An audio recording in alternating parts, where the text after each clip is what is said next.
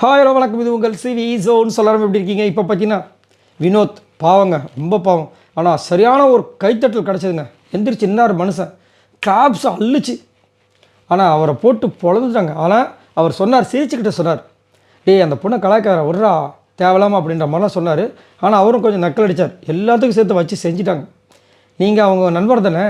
ஏன் இல்லை சார், நான் சொன்ன கேட்க மாட்டாங்க. யார் கேட்க மாட்டாங்க, என்ன பேச விட மாட்டாங்க, உங்களை அவங்க பேச விட மாட்டாங்க. நீங்கள் கோர்ட்டில் எத்தனை வாட்டி மற்றவங்கள பேச விடாமல் இருக்கீங்கன்ற மாதிரி கோர்ட்டுக்கெலாம் போய்ட்டு யாராவது இந்த மாதிரி உங்களை பேச விடாமல் இருந்திருக்காங்கன்னா முதல்ல ஒரு 2 பேரும் முதல்ல தூக்குனாங்க. சொல்லுங்கள் அப்படின்னு எல்லாருமே தூக்க ஆரம்பிச்சிட்டாங்க. பார்த்தீங்களா, இவ்வளோ பேர் நீங்கள் வந்து பேச விடாமல் பண்ணியிருக்கீங்க. அவங்க 2 பேரும் உங்களால் அடக்க முடியாதா? அவங்க 2 பேரும் சேர்ந்து உங்களுடைய இமேஜை ஸ்பாயில் பண்ணுறாங்க அப்படின்னு நிறைய விஷயங்கள். அதே மாதிரி வந்து வினோத் உஷாராக இருந்துங்க. உங்களை வச்சு அவங்க வந்துட்டு விளையாடிட்டு இருக்காங்க. உங்களை அவங்க யூஸ் பண்ணுறாங்க. அவங்களுக்கு வேறு அவங்களுக்கு வேணால் வேறு ஏதாவது அஜெண்டாக இருக்கலாம், நம்ம அதுக்குள்ளே போக வேண்டாம் அப்படின்னு சொல்லிட்டு போட்டு நீங்கள் ஒரு உறவாக மதிக்கிறீங்க. ஆனால் அவங்க அதை உறவுக்கு மரியாதையான ஒரு ஆட்களான்னு கொஞ்சம் யோசிச்சிக்கிங்க. நிறைய விஷயங்கள் தயவு செஞ்சு அந்த பக்கம் போயிடாதுங்க. அவங்க உங்களை யூஸ் பண்ணுறாங்க, அவ்வளோதான் அவருடைய அந்த மெயின் விஷயமே. போட்டு செய். ஆனால் வினோத் உண்மையிலே ஒரு நல்ல நண்பர் கமருதனுக்கு விஜய் பாரதிக்கு ஒரு நண்பர்.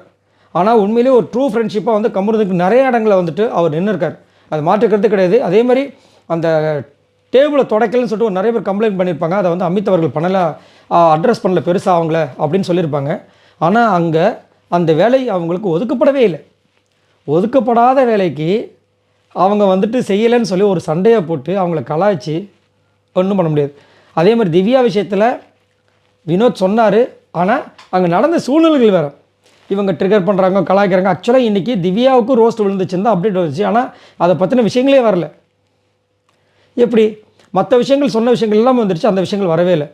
சரி, ஓகே, அது நாளைக்கு வருதான்னு தெரியல. ஆனால் இன்றைக்கி தான் நடந்துச்சு அப்படின்ற மாதிரி தான் அப்டேட் வந்துச்சு. அதுதான் கஷ்டமாக இருக்குது. நிறைய விஷயங்கள் இந்த மாதிரி தான் வந்துட்டு நடந்துச்சுன்னு அப்டேட் வருது.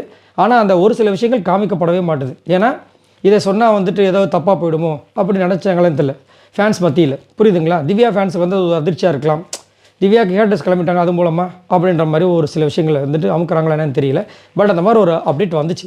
சரிங்களா? எது எப்படியோ வினோத்துக்கு வந்துட்டு ஒரு விஷயத்த சொல்லிட்டார், உஷாராக இருங்க. எப்படி வந்துட்டு நம்ம சாண்ட்ராக்கு வந்து ஒரு வாட்டி திவ்யா கிட்ட இருந்து உஷாராக இருங்க, அவங்க உங்களை யூஸ் பண்ணுறாங்க, உங்களை வச்சு கேம் ப்ளே பண்ணுறாங்கன்னு சொன்னாங்களோ அதே மாதிரி பிரித்து மேய்ஞ்சிட்டார்.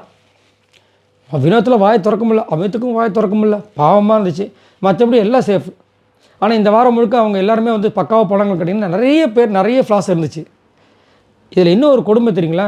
கேமே விளையாடாமல் சும்மா இருந்த சுபிக்ஷாலேருந்து நிறைய பேர்லாம் இருக்காங்க. அவங்களாம் எந்த பிரச்சனையும் இல்லாமல் இது வரைக்கும் திட்டு வாங்காமல் இவ்வளோ நாள் கடந்து வந்துட்டாங்க.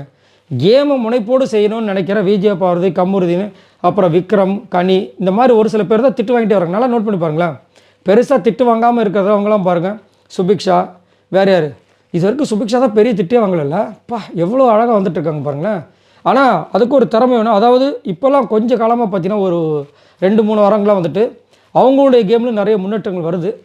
பார்க்கலாம் எது நடக்குது. எனக்கு தெரிஞ்சு இந்த மாதிரியே போய்ட்டு இருந்துச்சுன்னா திட்டு வாங்காமல் வராங்க. ஒரு வேளை அந்த டாப்பில் 4th நம்பரில் இவங்க இருப்பாங்களோ அப்படின்ற மாதிரி தோணுது. சரி, இதை பற்றி உங்களோட கருத்துக்களை சொல்லுங்கள். பாய் நண்பர்கள்.